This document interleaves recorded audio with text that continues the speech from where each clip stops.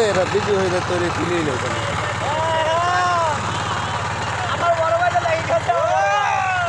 নাইম না সে লাগাবি ঘরে দেখতেছি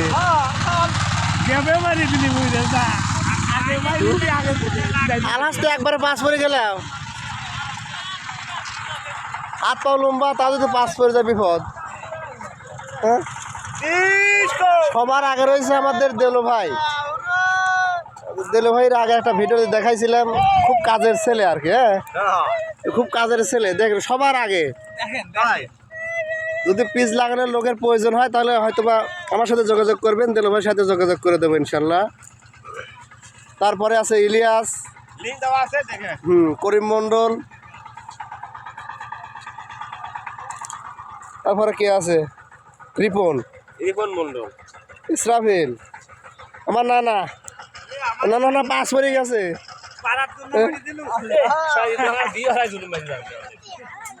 আসলেই